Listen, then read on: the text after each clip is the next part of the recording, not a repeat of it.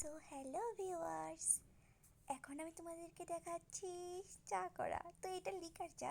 আম, ভাবছি লিকার চা খাচ্ছি, তো তোমাদেরকেও শেয়ার করি। তোমরা তো দূরে আছো, তাই তোমাদেরকে কিভাবে দেবো বলো। হ্যাঁ, আমি ডেকের মধ্যে আহ, কিছুটা চা পাতা, আসলে এই চা পাতাটা এলাচি দিয়ে, তো দেখলে লক্ষ্য করবে।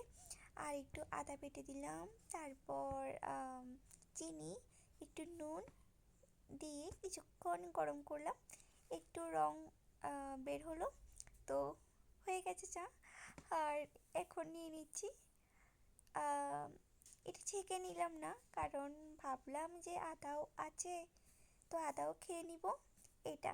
তো এবার কাপ দুটোর মধ্যে নিব, কারণ আমি এক কাপ, আমার মা এক কাপ খাবে।